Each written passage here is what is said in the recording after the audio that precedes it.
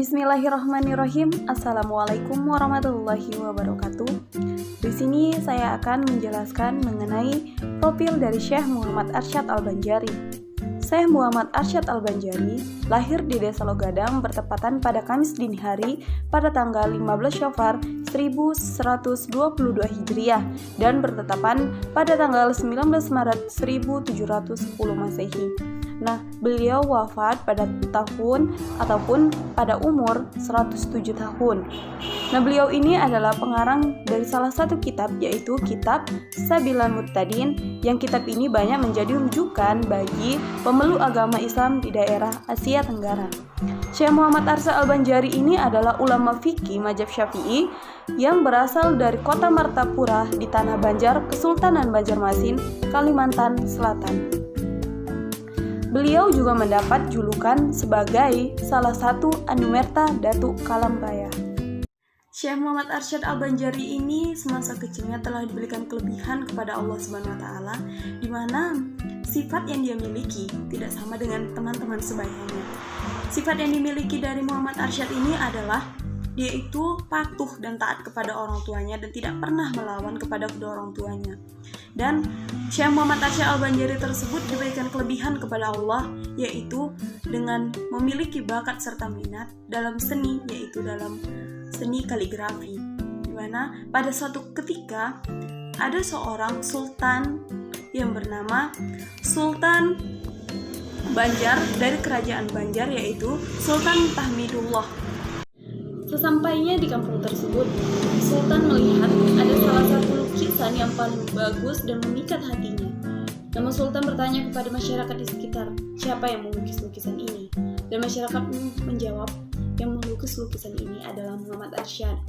Seketika di hati Sultan terbesit untuk mengangkat Muhammad Arsyad sebagai anaknya dan tinggal bersamanya di istananya. Namun Sultan pun berpikir kembali. Sebelum dia ingin membawa Muhammad Arsyad ke istana, alangkah baiknya Sultan meminta izin kepada kedua orang tuanya.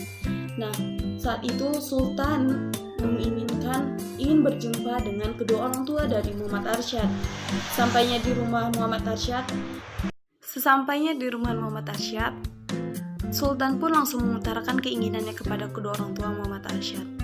Nah, ketika Sultan menyampaikan keinginannya, kedua orang tua Muhammad Arsyad, terutama ibundanya yaitu Siti Aminah, melarang atau tidak mengizinkan Muhammad Arsyad untuk ikut kepada Sultan karena sang ibunda sangat tidak bisa lepas dari Muhammad Arsyad. Nah, ketika Sultan pun meyakinkan kepada kedua orang tua dari Muhammad Arsyad, maka kedua orang tuanya pun berpikir panjang. Mereka mempunyai alasan dengan mengizinkan Muhammad Arsyad untuk ikut kepada Sultan agar pendidikan serta agama dari Muhammad Arsyad itu terjaga dan mempunyai pendidikan serta pengetahuan yang bertambah jika diasuh oleh Sultan.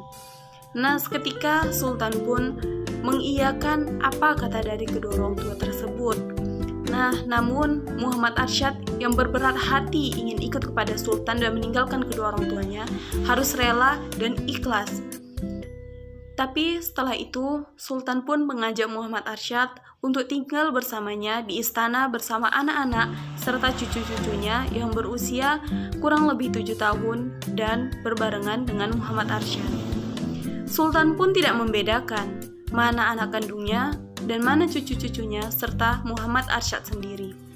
Mereka diberikan fasilitas yang sama, pendidikan yang sama, dan ilmu agama yang sama.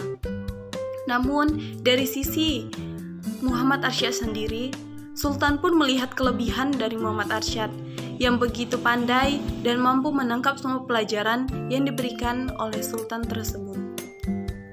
Setelah dewasa, Muhammad Arsyad dinikahkan oleh seorang putri yang soleha dan cantik yang bernama Bajun, seorang putri yang taat dan berbakti kepada suaminya sehingga terjalin hubungan saling mengerti dan bahagia sehidup semati.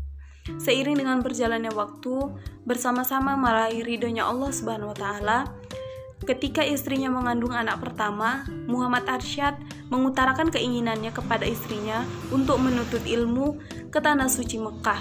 Maka disampaikannya hasrat serta keinginan tersebut kepada istri tercintanya. Meskipun dengan berat hati, mengingat usia pernikahan mereka yang masih seumur jagung atau masih muda, akhirnya Siti Aminah mengiyakan niat suci suami dan mengadukannya dengan meraih cita-citanya. Maka setelah mendapat restu dari Sultan, berangkatlah Muhammad Arsyad ke Tanah Suci dengan mewujudkan cita-citanya. Derayan air mata pun terus mengalir di pipi sang ibunda beserta istrinya mengiringi kepergian dari Muhammad Arsyad ke Tanah Suci Mekah. Di Tanah Suci Mekah, Muhammad Arsyad mengaji dengan syekh-syekh yang termuka di masa itu. Syekh yang disebut terakhir adalah Guru Muhammad Arsyad di bidang tasawuf, di mana di bawah bimbingannya adalah Muhammad Arsyad melakukan suluk dan khalwat sehingga mendapat ijazah darinya dengan kedudukan sebagai khalifah. Menurut riwayat, Khalifah Al-Syed Muhammad Al-Syam di Indonesia pada masa itu hanya ada 4 orang, yaitu Syekh Muhammad Arsyad Al-Banjari, Syekh Muhammad Somad Al-Palembani, Syekh Abdullah Wahab Bugis, dan Syekh Abdul Rahman Mesri. Mereka berempat dikenal dengan 4 serangkai di Tanah Jawi yang sama-sama menuntut ilmu di Al-Haramiyah Al-Syairifiyah. Setelah kurang lebih 35 tahun menuntut ilmu, timbullah rasa keinginan dan kerinduan akan pulang ke kampung halamannya. Pada bulan Ramadan, bertetapan pada tahun 1186 Hijriah, yaitu pada tahun 1772 Masehi, sampailah Muhammad Arsyad di kampung halamannya, Martapura, pusat kerajaan Banjar pada masa itu. Terdapat kisah yang menarik dari Muhammad Arsyad sepulangnya dari tanah Arab.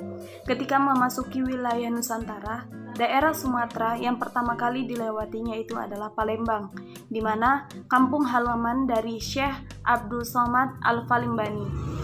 Kemudian perjalanan dilanjutkan menuju Betawi, yaitu kampung dari Syekh Abdul Rahman Misri. Selama di Betawi, Syekh Muhammad Arsyad diminta menetap sebentar untuk mengajarkan ilmu agama dengan masyarakat Betawi. Salah satu peristiwa yang panjang selama di Betawi adalah ketika Syekh Muhammad Arsyad memantulkan arah kiblat Masjid Jembatan 5, yaitu pada Masjid Luar Batang dan Masjid Pejokan. Untuk menginginkan peristiwa tersebut, masyarakat pun bertulisan bahwa kiblat masjid ini telah berputar ke arah kanan sekitar 25 derajat oleh Muhammad Arsyad Al-Banjari pada tanggal 14 Syafar 1186 Hijriah.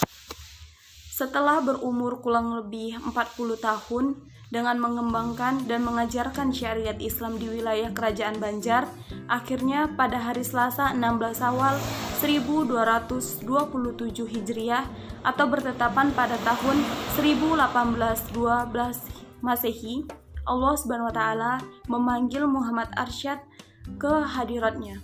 Umur beliau bertepatan pada umur 102 tahun dan di biografi ataupun profil Muhammad Arsyad. Semoga kita semua dapat mengambil hikmah serta pelajaran yang telah terjadi dari kehidupan Syekh Muhammad Arsyad Al-Banjari. Terima kasih. Assalamualaikum warahmatullahi wabarakatuh.